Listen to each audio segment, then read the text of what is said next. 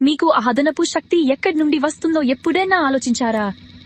మీరు ఆటలో అగ్రస్థానంలో ఉన్నప్పుడు, మీ స్నేహితులతో నవ్వుతున్నప్పుడు లేదా పాయిషాలో అద్భుతంగా రాణిస్తున్నప్పుడు ఆ అనుభూతి మీకు తెలుసు కదా?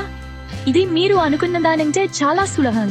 ఇదంతా మీరు మీ శరీరాన్ని ఎలా కదిలిస్తారు మరియు దానికి ఎలా శక్తిని అందిస్తారు అనే దానితో ప్రారంభమవుతుంది. ఇప్పుడు నేను మారుహాన్లు పరుగెత్తడం లేదా కకపలినమైన ఆహారం తినడం గురించి మాట్లాడటం లేదు. నేను నిజ జీవిత విషయాల గురించి మాట్లాడుతున్నాను. పార్కులో నడవడం, బంతిని తన్నడం లేదా ఎవరూ చూడప్పుడు మీ గదిలో డ్యాన్స్ చేయడం వంటివి. మీరు కదిలిన ప్రతిసారి మీరు కేవలం శక్తిని ఖర్చు చేయడమే కాదు, మీరు నిజానికి మరింత శక్తిని ఉత్పత్తి చేస్తున్నారు.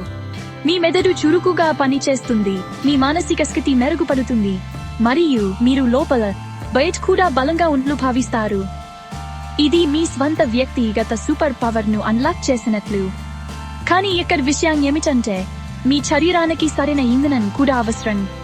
రంగురంగుల ఫ్రూట్ స్మూతీలు, ఇంట్లో తయారు చేసిన శాండ్విచ్లు లేదా మీ స్నేహితులతో కలిసి స్టిర్ ఫ్రై ప్లేట్ ను పంచుకోవడం గురించి ఆలోచించండి. మీరు మీ శరీరానికి మంచి ఆహారాన్ని అందించినప్పుడు మీకు మంచి ఏకాగ్ర స్థిరమైన శక్తి లభిస్తుంది మరియు మీరు పరీక్షలు, ఖరీదు లేదా కేవలం స్నేహితులతో గడపడం వంటి దేనికైనా సిద్ధంగా ఉంటారు. ఇది మీ మనస్సు మరియు శరీరానికి ప్రీమియం పెట్రోల్ ను అందించినట్లు, తద్వారా మీరు జీవితంలో పూర్తి వేగంతో ముందుకు సాగరు. మరియు నన్ను నమ్మండి, మీరు ఆహరించని విధంగా ప్రయోజనాలను పొందుతారు.